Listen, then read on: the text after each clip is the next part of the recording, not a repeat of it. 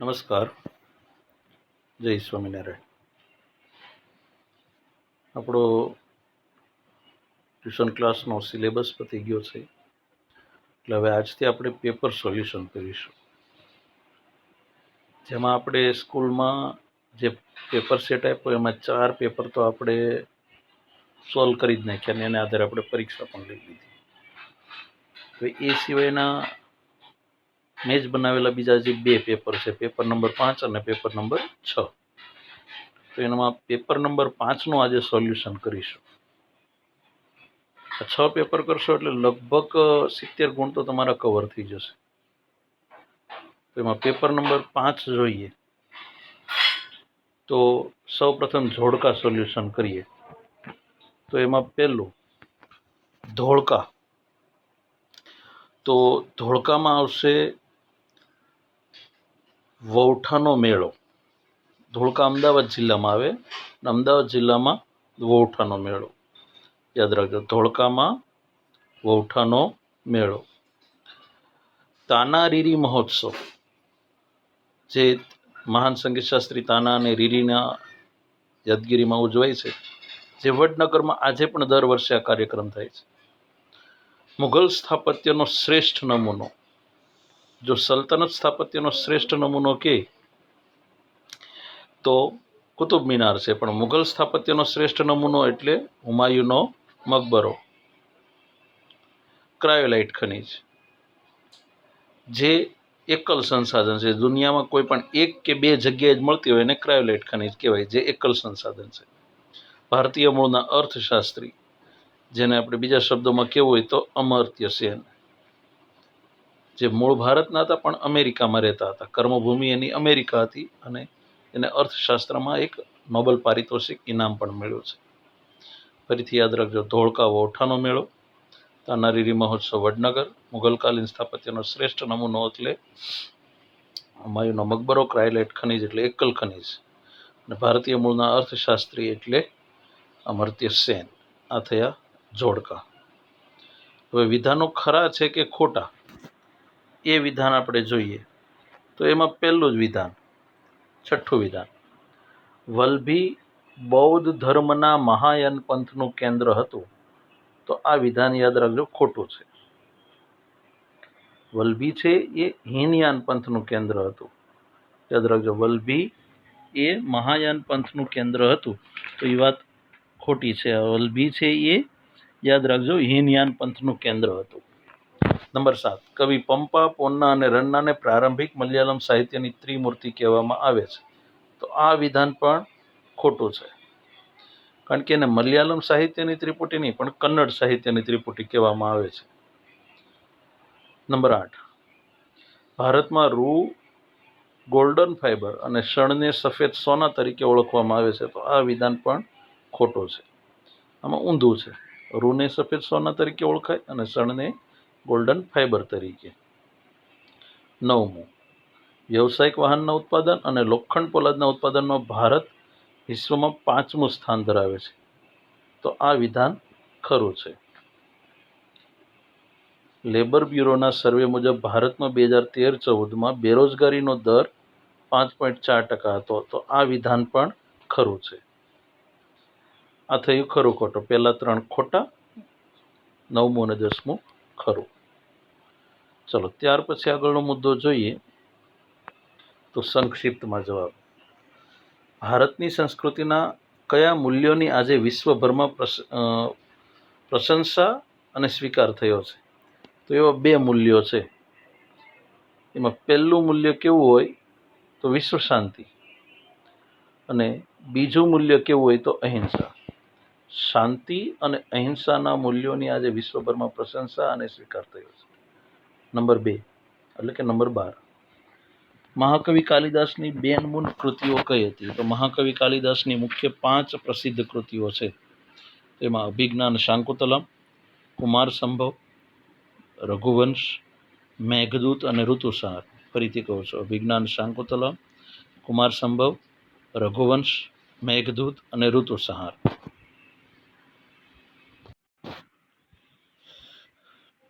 Number 13, ભારતમાં કાળી જમીન ક્યાં ક્યાં આવેલી છે? તો ભારતમાં કાળી જમીન કેવી હોય? તો ભારતમાં સૌથી વધુ કાળી જમીન દક્ષિણના ઉચ્ચ પ્રદેશમાં આવી છે, દક્ષિણ ભારતના ઉચ્ચ પ્રદેશમાં.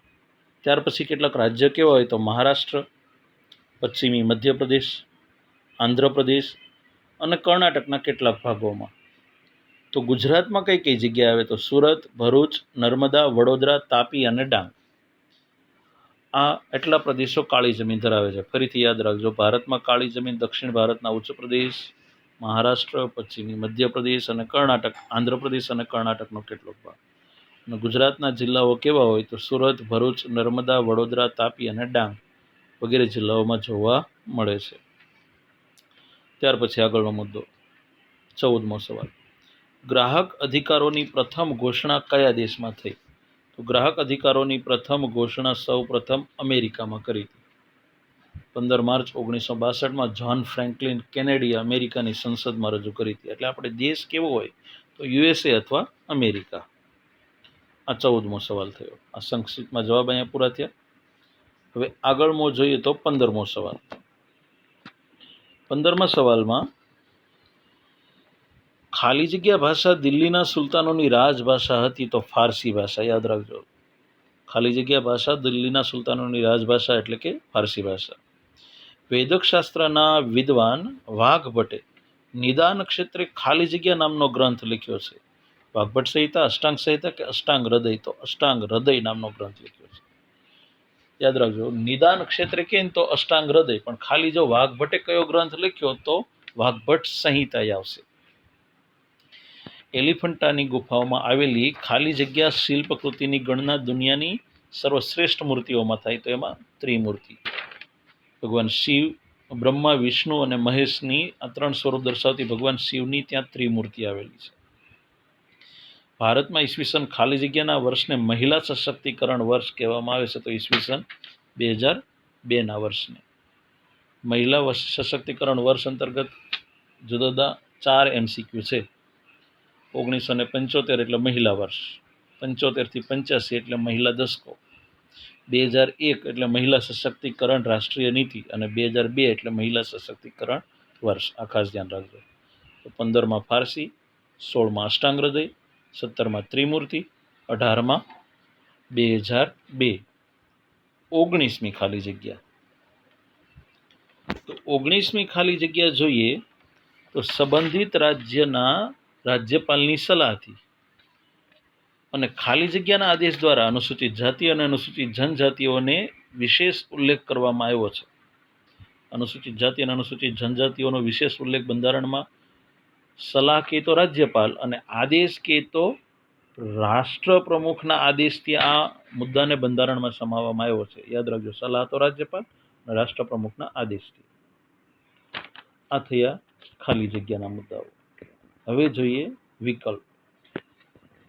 તો એમાં પહેલો વિકલ્પ, બધી કલાઓનો સંયોગ, એટલે કે જેમાં નૃત્ય આવે, સંગીત આવે અને 2 પાત્રોનો અભિનય આવે, તો એ જો કોઈ કલા કેવી હોય તો એ નાટ્ય કલા છે. બધી કલાઓનો સંયોગ કઈ કલામાં? તો નાટ્ય કલામાં. પછી જો અહીં એક વિકલ્પ આવ્યો છે, કૌંસમાં આપેલા સ્થાપત્યોને તેમના નિર્માણના સમયને આધારે ચઢતા ક્રમમાં ગોઠવો.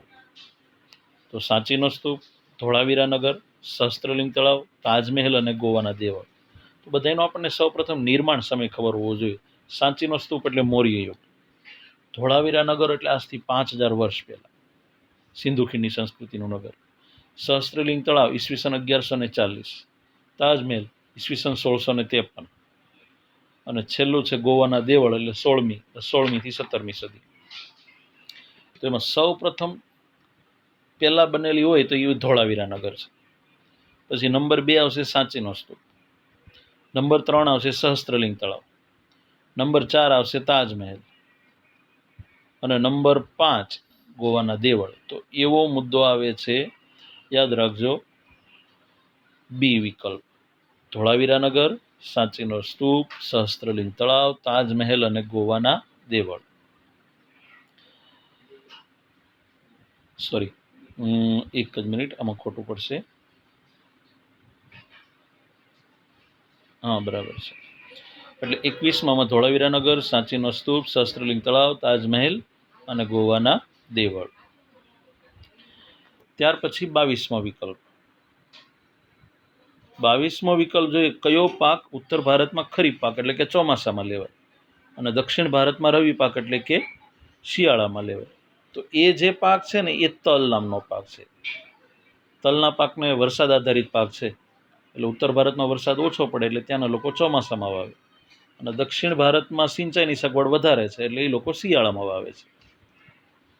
ચલો ત્યાર પછી આગળ 23મો વિકલ્પ, કયું જોડકું ખોટું છે? અહીંયા ખોટું જોડકું, પશ્ચિમ બંગાળ તો કુલ્ટી નામનો લોખંડ પોલાદ ઉદ્યોગ ત્યાં છે, ઝારખંડમાં જમશેદપુર પણ છે, કર્ણાટકમાં ભદ્રાવતી પણ છે, આંધ્રપ્રદેશમાં બર્નપુર નો આવે, વિશાખાપટ્ટનમ, બર્નપુર તો પશ્ચિમ બંગાળમાં આવે. તો 23ના વિકલ્પમાં ડી નામનો વિકલ્પ ખોટો છે એટલે ડી જવાબ આવશે. ચલો 24મો વિકલ્પ, આમાં સાચો ક્રમ જોડીને આપણે વિકલ્પ પસંદ કરવાનો છે. તો ત્રિપુરાનું સંગઠન છે ઓલ ત્રિપુરા ટાઈગર ફોર્સ એટલે ATT. મણિપુરનું છે કુકી નેશનલ ફ્રન્ટ એટલે KNF. નાગાલેન્ડનું છે national socialist council of Nagaland એટલે કે બી. અને અસમનું છે ULFA, united liberation front of Assam. એટલે આમાં આપણે જોઈએ તો DCBA એવો વિકલ્પ યાદ રાખજો, સોરી CDBA. તો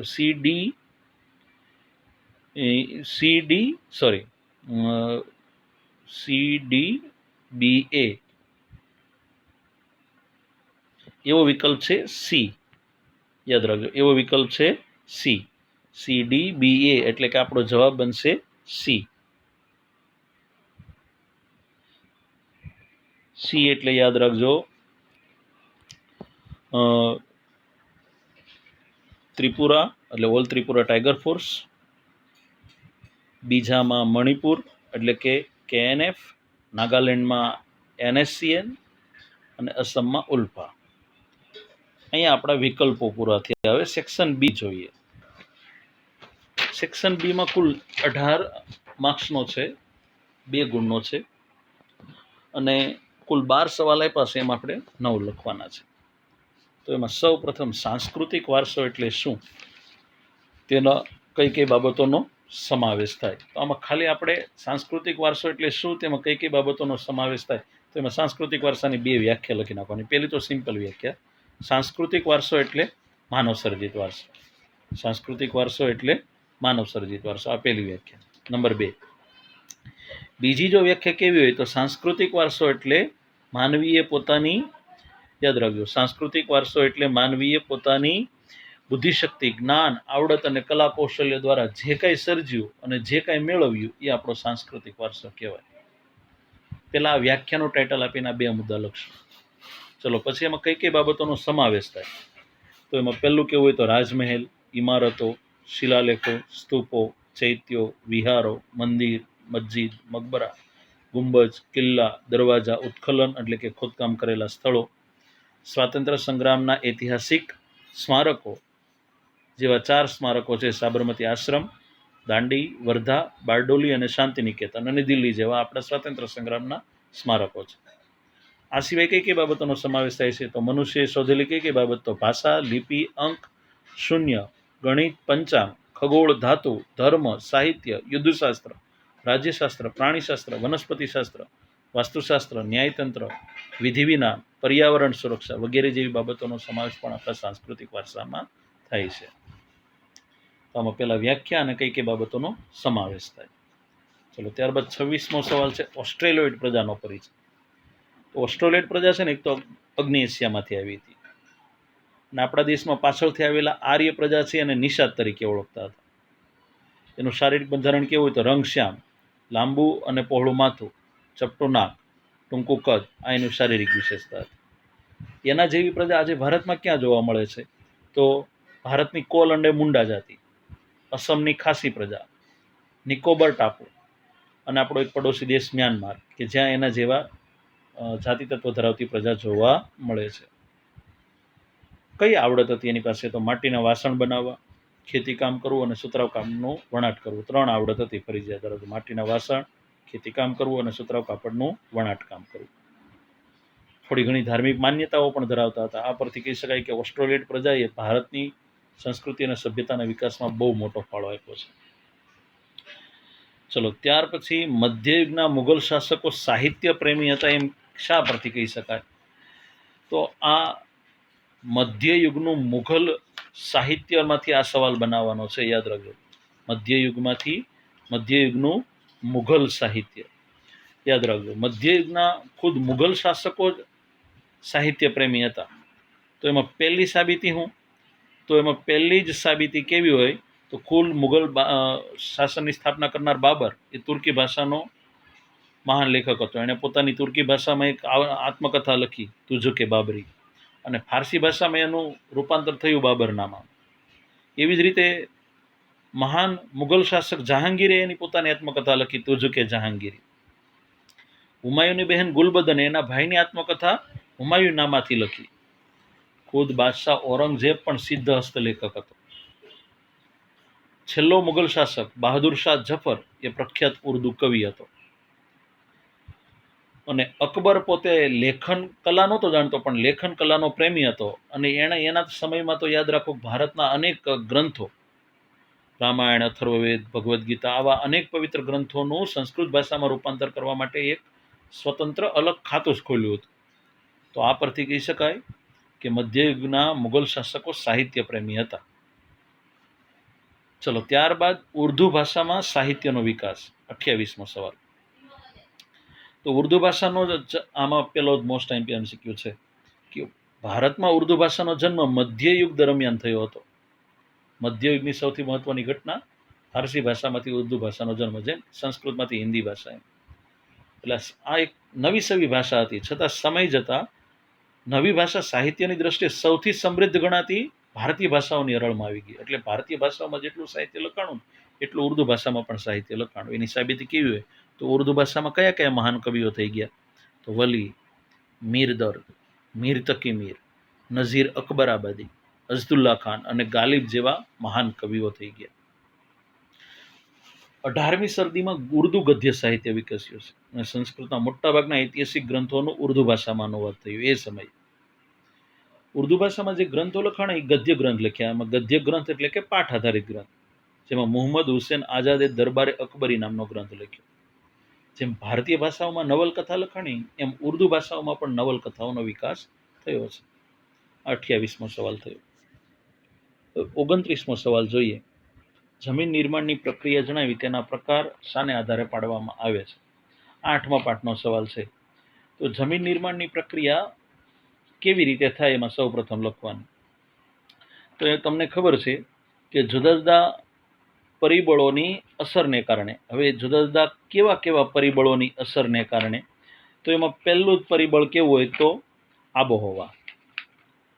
પછી બીજું પરિબળ કેવું હોય? તો તાપમાન. યાદ રાખજો, તાપમાનના મોટા તફાવતો.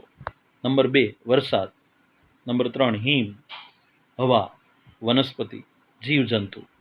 આ બધા પરિબળોની સંયુક્ત અસર થાય ને, એટલે માટીના સ્તરની નીચે રહેલા મૂળ ખડક. મૂળ ખડકો 3 પ્રકારના હોય: અગ્નિકૃત, રૂપાંતરિત કે પ્રસ્તર. આ ખડકોનું ખવાણ અને ધોવાણ થાય, એટલે કે ખડકોનો ભાંગીને ભૂકો થાય. અને એને કારણે ખડકોનો ભાંગીને ભૂકો થાય એટલે કે રેતી, માટી, કાંકરા વગેરે બને. એટલે એને કારણે જમીનનું નિર્માણ થાય. પણ એ જમીનના નિર્માણમાં માત્ર ખનિજ પદાર્થો જ હોય. હવે એ જમીનમાં જૈવિક પદાર્થ ભળે, ભેજ ભળે, હવા ભળે, એટલે એ જમીન ફળદ્રુપ બને. એટલે આમ જમીન એ કયા 2 તત્વોનું કુદરતી મિશ્રણ કહેવાય? તો ખનિજ અને જૈવિક તત્વોનું કુદરતી મિશ્રણ છે. અને એ જમીનમાં વનસ્પતિની વૃદ્ધિ અને વિકાસ કરવાની ક્ષમતા હોય. ત્યાર પછી એક ખાસ આ બાબત, જમીન નિર્માણમાં સમયગાળાના સંદર્ભમાં આબોહવા પણ ખૂબ મહત્વનો ભાગ ભજવે છે. આબોહવા કઈ રીતે? તો જો એક એક્ઝામ્પલ દ્વારા કહું કે 2 જુદા જુદા પ્રદેશની આબોહવા સરખી હોય, પણ ખડકો અલગ હોય, તો લાંબા સમયગાળે એ બંને પ્રદેશની જમીન સરખી હશે. કેમ? કારણ કે બંને પ્રદેશની આબોહવા સમાન હતી. પણ જો 2 જુદા જુદા પ્રદેશની આબોહવા અલગ અલગ હોય, પણ ખડકો સમાન હોય, તો એ બંને પ્રદેશોની જમીન લાંબા ગાળે અલગ અલગ હશે, કારણ કે આબોહવા અલગ હતી. એટલે આ રીતે જમીનનું નિર્માણ થાય છે. હવે જમીનના પ્રકાર શાને આધારે? તો આમાં મોટાભાગના જમીનના પ્રકારના નામ લખે. અહીંયા પ્રકાર શાને આધારે પાડવામાં આવે છે? તો પ્રકાર જુદા જુદા કયા માપદંડને આધારે પાડવામાં આવે? રંગને આધારે, આબોહવાને આધારે, માતૃ ખડકને આધારે, કણ રચનાને આધારે અને ફળદ્રુપતાને આધારે. ફરીથી યાદ રાખજો, જમીનના પ્રકાર શેને આધારે પાડવામાં આવે? રંગ, આબોહવા, માતૃખડક, કણ રચના અને ફળદ્રુપતા. આ થયો 29મો સવાલ. ચલો, ત્યારબાદ 30મો સવાલ જોઈએ. લુપ્ત થતા વન્યજીવન વિશે ટૂંકમાં માહિતી. આપણા દેશમાં કયું કયું વન્યજીવન લુપ્ત થઈ? પહેલા તો લુપ્ત કોને કહેવાય યાદ રાખજો. અત્યારે આપણે 30મો સવાલ જોઈ રહ્યા છીએ. લુપ્ત થતા વન્યજીવન વિશે ટૂંકમાં માહિતી. તો જે પ્રજાતિના છેલ્લા સજીવના મૃત્યુ વિશે પણ લેશ માત્ર શંકા ન હોય એને લુપ્ત થયેલો જીવ કહેવાય. ફરીથી યાદ રાખજો, જે પ્રજાતિનો છેલ્લો સજીવ વધ્યો તો એ પણ મૃત્યુ પામ્યો છે, એની આપણે પાસે પાક્કી સાબિતી હોય, કોઈ શંકા ન રહ્યું, એ પ્રાણી જાતિ લુપ્ત થઈ ગઈ છે. હવે ભારતમાં કઈ કઈ પ્રજાતિઓ લુપ્ત થવાની તૈયારીમાં છે એની ચર્ચા કરીએ. તો આજે અસંખ્ય વન્યજીવો વિનાશના આરે છે. એની પહેલી સાબિતી કેવી? તો ગઈ સદીમાં વાઘ સમગ્ર ભારતમાં જોવા મળતો હતો. એક સમય એવો હતો સમગ્ર ભારતમાં જોવા મળતો હતો વાઘ. એક અંદાજ છે લગભગ ભારતમાં 40,000 જેટલી એની સંખ્યા હતી. અને આજે માત્ર 3 રાજ્ય પૂરતો સીમિત થઈ ગયો. મધ્યપ્રદેશ, પશ્ચિમ બંગાળ અને હિમાલયમાં સિવાય બીજે ક્યાંય વાઘ ન જોવા મળતો. એક સમય તો એવો હતો કે ગુજરાતમાં 4 દિશાએ હતો, જેવી કે ઈડર, અંબાજી, દાંતા એટલે કે બનાસકાંઠા, આ બધી જગ્યાએ વાઘ જોવા મળતો. પણ આજે ગુજરાતમાંથી તો વાઘ સંપૂર્ણ સમય લુપ્ત થઈ ગયો. ગુજરાતમાં ક્યાંય વાઘ ન જોવા મળતો. ભારતમાંથી લુપ્ત થયેલું પ્રાણી કેવું હોય? તો ચિત્તો. આમાં મોટા ભાગના અટવાઈ જાય વિદ્યાર્થી. જો ભારતમાંથી લુપ્ત થયેલું પ્રાણી તો ચિત્તો, ગુજરાતમાંથી લુપ્ત થયેલું પ્રાણી વાઘ. અગાઉ ભારતના જંગલોમાં અનેક પક્ષીઓની જાતો જોવા મળતી, હવે અત્યારે ભાગ્યે જ જોવા મળે છે. એવી પક્ષીઓની જાતો કેવી હોય? તો 4 પક્ષીઓ નામ યાદ રાખજો. ગીધ, ગુલાબી ગરદનવાળી અથવા ડોકવાળી બતક, સારસ કે ઘુવડ. આ પક્ષીઓનું જીવન ભય હેઠળ અથવા લુપ્ત થવાની તૈયારીમાં છે. અરુણાચલ પ્રદેશમાં એક સમયે મોટી સંખ્યામાં જોવા મળતા ચિલોત્રો નામનું પક્ષી પણ લુપ્ત થવાની તૈયારીમાં છે. નદીઓના મીઠા પાણીમાં જોવા મળતી મગરની જાત અથવા ઘડિયાળ અને ડોલ્ફિન એ લુપ્ત થવાની તૈયારીમાં છે. ઓડિશા અને ગુજરાતના સમુદ્ર કિનારે ઈંડા મૂકવા આવતા કાચબાઓની સંખ્યા પણ સતત ઘટતી જાય છે. અને ગુજરાતમાં 4 નદીઓના નામ યાદ રાખજો. નર્મદા, તાપી, મહી અને સાબરમતી નદીના જળ બિડારી લગભગ લુપ્ત થવાની તૈયારીમાં છે. આ થયો 30મો સવાલ. ચલો, ત્યારબાદ જૈવ આરક્ષિત ક્ષેત્ર.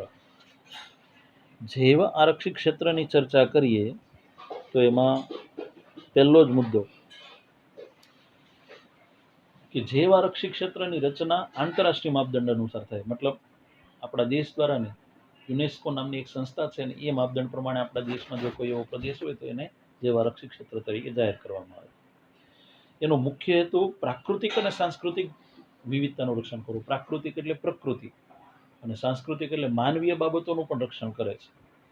ચલો, આ ઉપરાંત અહીંયા ત્યાં થતી વનસ્પતિ, જીવજંતુ, જમીન અને ત્યાં વસવાટ કરતા માનવ સમુદાયની જીવનશૈલીનું પણ રક્ષણ કરવામાં આવે છે. એટલે અહીંયા કુદરતીની સાથે માનવ સર્જિત બાબતોનું પણ રક્ષણ થાય. અહીં જૈવ વિવિધતા વિશે સંશોધન અને પ્રશિક્ષણ એટલે કે લોકોને જાગૃત કરવા માટે સુવિધા પણ પૂરી પાડવામાં આવે છે. અહીંયા કોને છૂટ અને કોને પ્રતિબંધ? તો જૈવ આરક્ષિત ક્ષેત્રની બહારની તમામ માનવીય ગતિવિધિઓ પર પ્રતિબંધ. એટલે કે જ્યાં જૈવ આરક્ષિત ક્ષેત્ર હોય ત્યાંના લોકો બધી પ્રવૃત્તિ કરી શકે, પણ બહારના લોકો ત્યાં એની કોઈ પ્રવૃત્તિ કરી શકે. જૈવ આરક્ષિત ક્ષેત્રનો વિસ્તાર આશરે 5,000 ચોરસ કિલોમીટર જેટલો હોય છે. અને બીજી બાબત, આખા ભારતમાં જૈવ આરક્ષિત ક્ષેત્ર 18 છે અને ગુજરાતમાં 1 જ છે. ભારતમાં 18, ગુજરાતમાં 1 જ છે. આ થયું જૈવ આરક્ષિત ક્ષેત્ર. ચલો, ત્યાર પછી 32મો સવાલ, જળ સંસાધનની જાળવણીના ઉપાયો. જળ સંસાધનની જાળવણીના ઉપાય છે એ 11મા પાઠનો સવાલ છે. તો એમાં પહેલો જ મુદ્દો જોઈએ, જળ સંસાધનની જાળવણી માટે તમે શું કરી શકો? તો એમાં પહેલો, જળ સંસાધનની જાળવણીનો પહેલો ઉપાય છે એનો શક્ય હોય એટલો વિવેકપૂર્વક ઉપયોગ. યાદ રાખજો, જળ સંસાધનની જાળવણીનો શક્ય એટલો પહેલો વિવેકપૂર્વક ઉપયોગ. બીજો ઉપયોગ છે જળ સંગ્રહ, વધુ ને વધુ પાણીનો સંગ્રહ કરો. તો જળ સંગ્રહ કરવા માટે 3 ઉપાય કે જળ સંચય માટે વધુ ને વધુ જળાશયો બનાવવા, ચેક ડેમ, તળાવ વગેરે. નંબર 2, વધારાનું જળ એટલે કે 12 માસ વહેતી નદીઓનું જળ ઓછું જળ ધરાવતી એટલે કે સૂકી નદીઓમાં સ્થળાંતરિત કરવું. એટલે કે વધુ જળ ધરાવતી નદી બેસિનનું ઓછું જળ ધરાવતી નદી બેસિન સાથે જોડાણ કરવું, અને ભૂમિગત જળ જેટલું ઊંચો આવે એવો ખાસ પ્રયાસ કરવો. આ બધો જળ સંગ્રહના ઉપાય છે. જળ એક રાષ્ટ્રીય સંપત્તિ છે, બધાને જરૂર પડે. એટલે આપણા દેશમાં પાણીની એક ન્યાયી વહેંચણી થાય એ જોવાની જવાબદારી સરકારની છે. આ અંગે જો કોઈ આંતરરાજ્ય એટલે બે રાજ્ય વચ્ચે કોઈ જળ વિવાદ હોય તો એનો જલ્દીથી ઉકેલ લાવવો, કે જેથી નદીઓ ઉપર બાંધ બાંધવાનું કામ અટકે નહીં અને જળાશયનું નિર્માણ ન અટકે. ઉદાહરણ તરીકે ગુજરાતમાં નર્મદા યોજનાનો વિવાદ હતો મધ્યપ્રદેશ અને ગુજરાત વચ્ચે.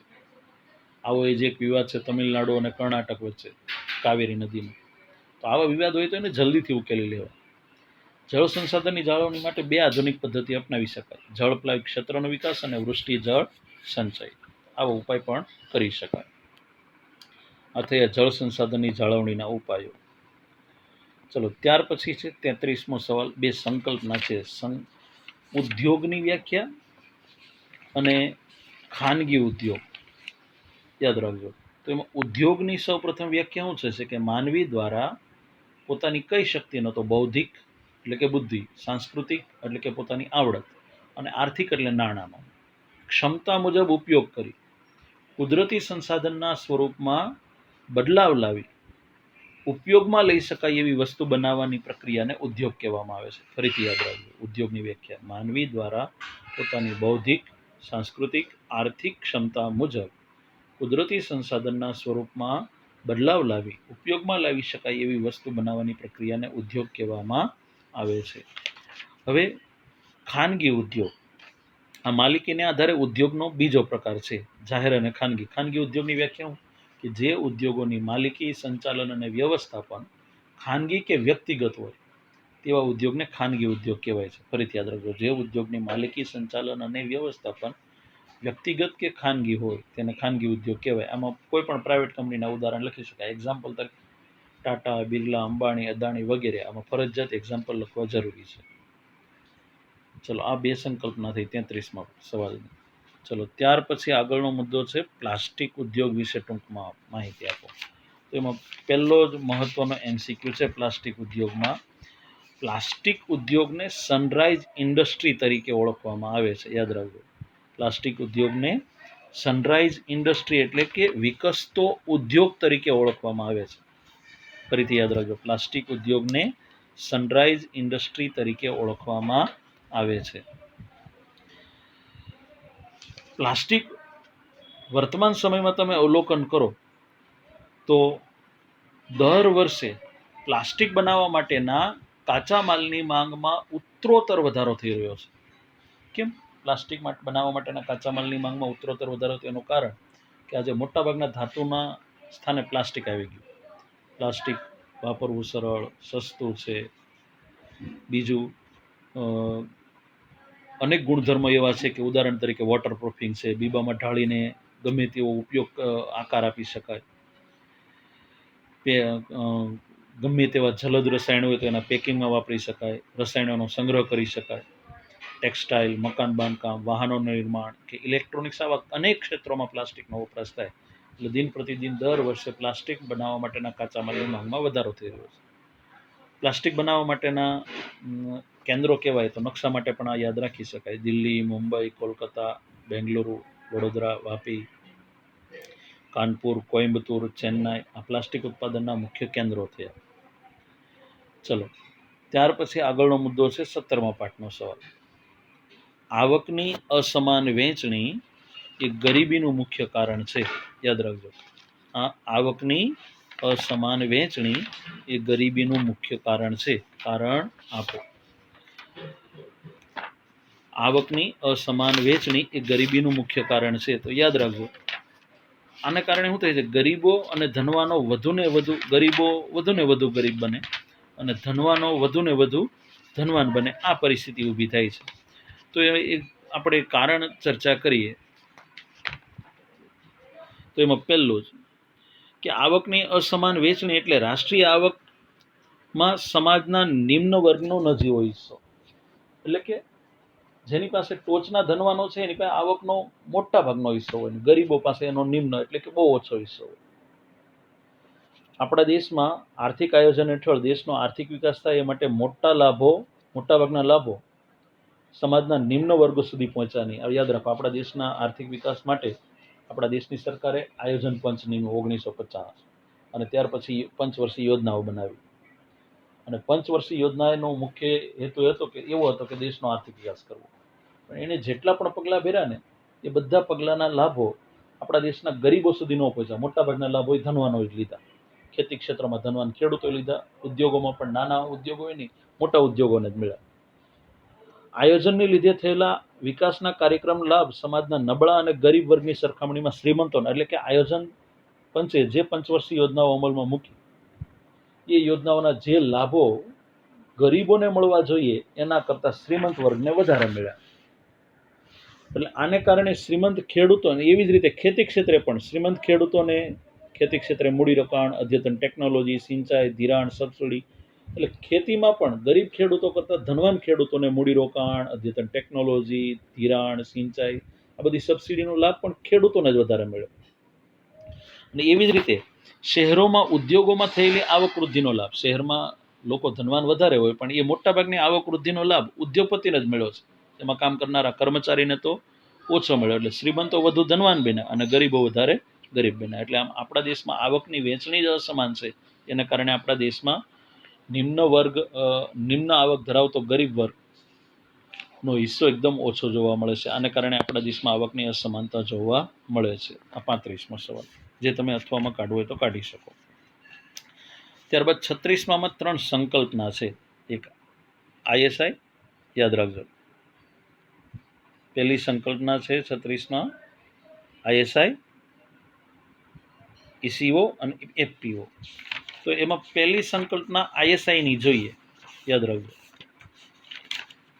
ISI નું પૂરું નામ છે ઇન્ડિયન સ્ટાન્ડર્ડ ઇન્સ્ટિટ્યૂટ, યાદ રાખજો. ISI નું ફૂલ ફોર્મ છે ઇન્ડિયન સ્ટાન્ડર્ડ ઇન્સ્ટિટ્યૂટ, જે 1947માં સ્થપાઈ હતી.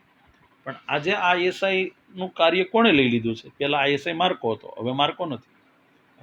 પહેલા ISI સંસ્થા હતી પણ હવે માર્કો છે.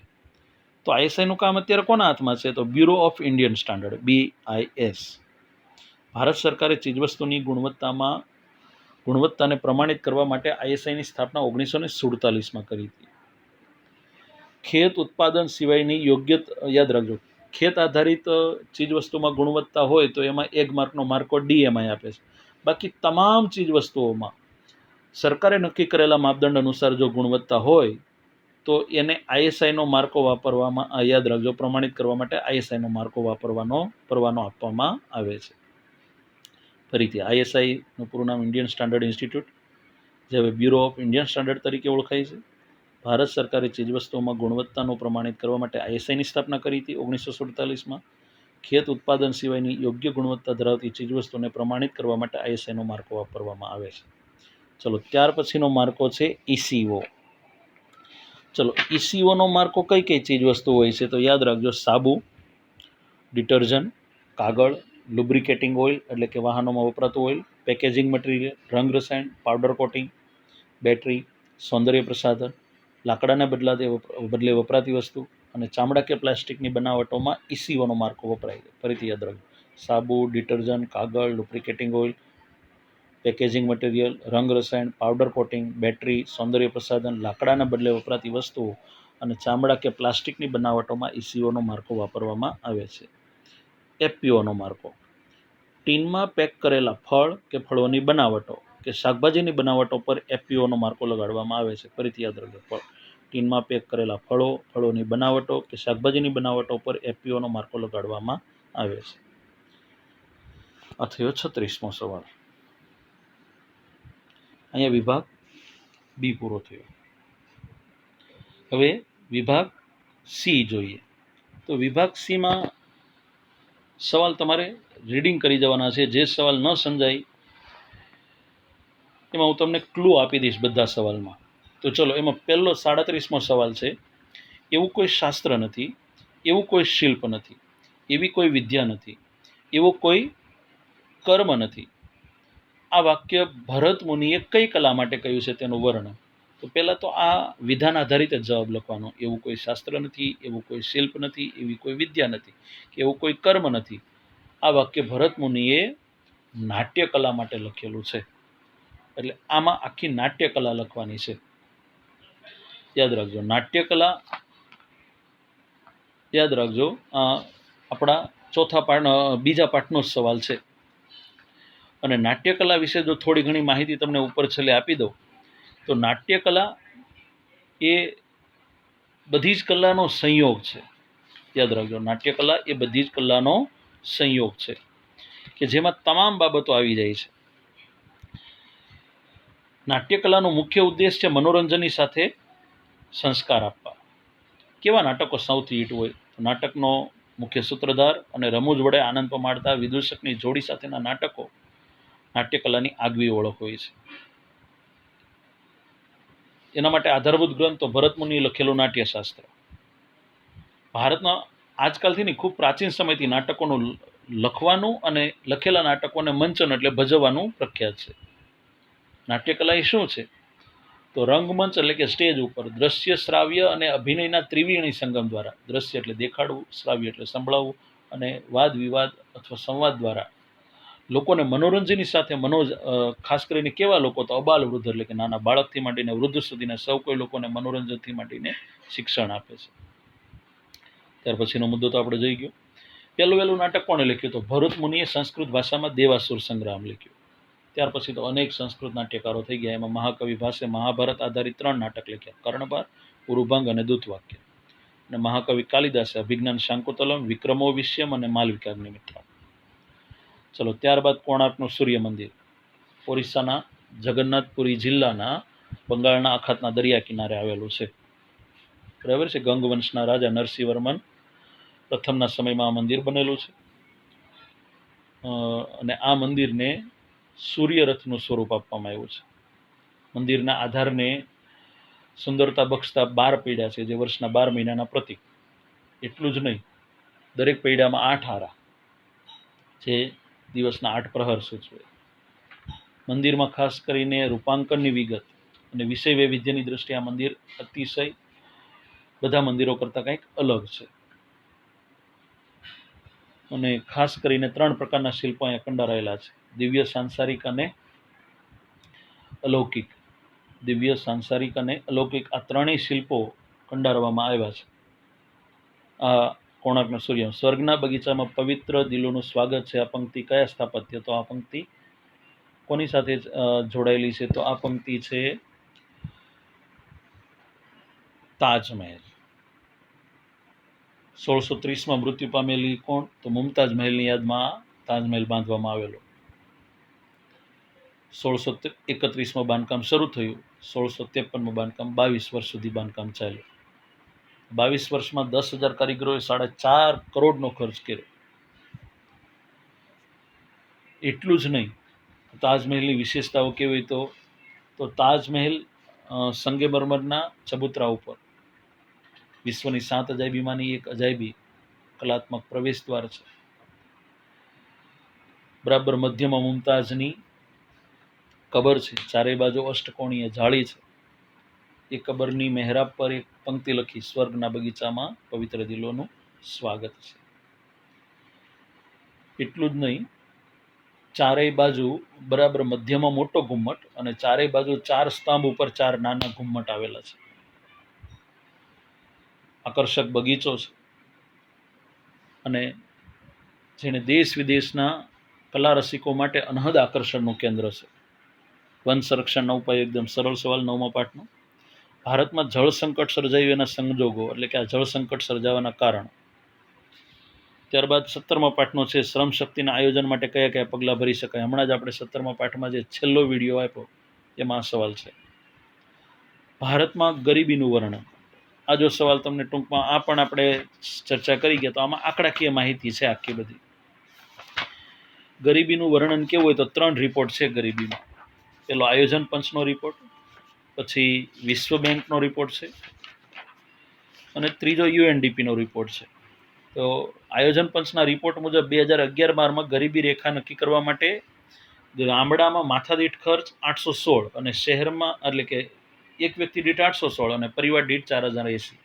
એક પરિવાર એટલે 5 વ્યક્તિનો સમજવાનો. અને શહેરમાં 1000 અને કુટુંબ દીઠ 5,000. એનો મતલબ ગામડામાં કોઈ એક વ્યક્તિ 816 અને આખો પરિવાર 4,080 કમાતો ગરીબ ન કહેવાય, અને શહેરમાં એક વ્યક્તિ 1,000 એક મહિનામાં અને આખો પરિવાર 5,000 કમાતો હોય તો ગરીબ ન કહેવાય. તો આ માપદંડને આધારે 2011-12માં આપણા દેશમાં 121 કરોડ પ્રજામાંથી 27 કરોડ લોકો ગરીબ હતા અને એની ટકાવારી 21.9% હતી.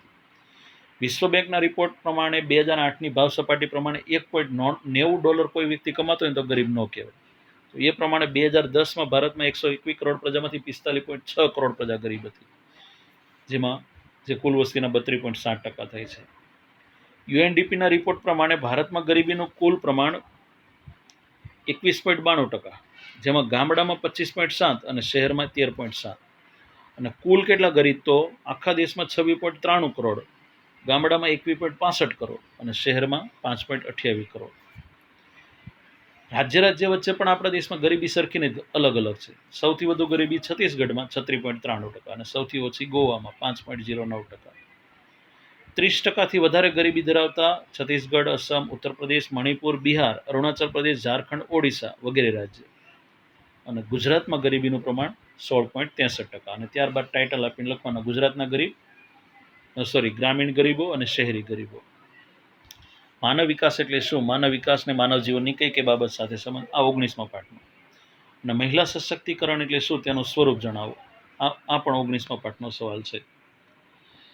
ચલો, વિભાગ ડી. વિભાગ ડીમાં આચાર્ય નાગાર્જુને કઈ વિદ્યાના આચાર્ય હતા?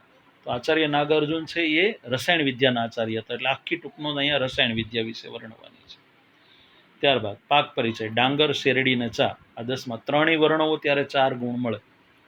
ત્યારે 48મો સવાલ. એમાં આ બે સવાલ લખશો ત્યારે 4 ગુણ મળશે. ભારતીય અર્થતંત્રમાં કૃષિનું યોગદાન અને કયા કારણસર ભારતમાં ખેતીનો વિકાસ નથી થયો એ કારણ વર્ણવાના છે. અહીંયા ગુણવત્તા માનક અંગેની રાષ્ટ્રીય અને આંતરરાષ્ટ્રીય સંસ્થાઓ. તો ગુણવત્તા માનક અંગેની રાષ્ટ્રીય સંસ્થાઓમાં પહેલા ISI વર્ણવાનું યાદ રાખો, પછી એગમાર્ક, પછી સોના ચાંદી વાળું એમાં 5 માર્કા, BSI, હોલમાર્ક, હોલમાર્કિંગનું ચિહ્ન, જ્વેલરી બનાવનારનો લોગો. ત્યાર પછી આપણે FPO, MPO, HACCP, ECO આ તમામ માર્કા વિશે વર્ણવાનું છે. વુલમાર્ક. અને આંતરરાષ્ટ્રીય સંસ્થામાં 2 સંસ્થાઓ વર્ણવાની છે.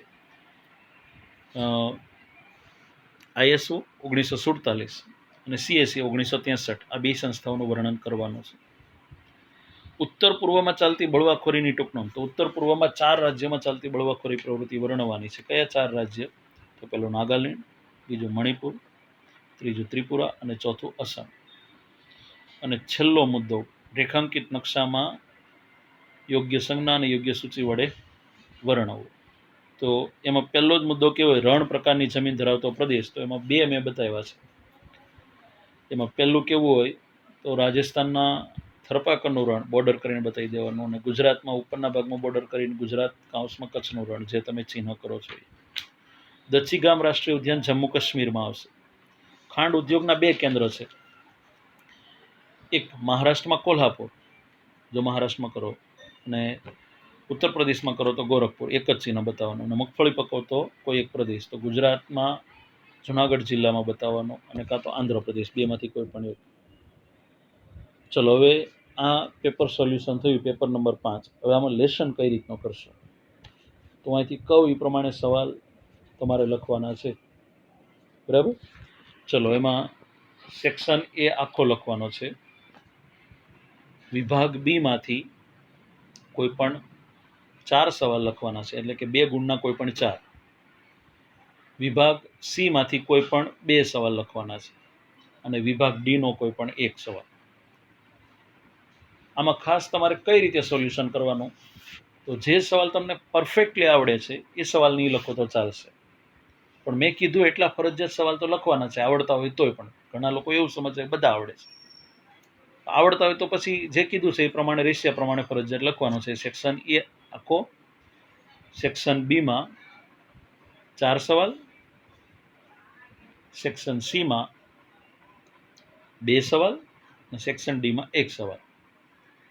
નકશો પ્રેક્ટિસ કરી લેવાનો ખાલી, અને આટલા ફોટા પાડીને મને મોકલી દેવાના છે. પણ મેં તમને કીધું એમ આવડતો હોય સવાલ નહીં લખો તો ચાલશે, પણ એ પછી એમ ન શું લેવાનું કે બધા જ નથી, બધા જ આવડે છે. તો પણ ફરજિયાત મેં કીધા એટલા સવાલ તમને યોગ્ય લાગતા હોય, તમને જે અઘરા લાગતા હોય એ લખીને પ્રેક્ટિસ કરીને લેસનના ફોટા પાડીને મોકલી દેવા.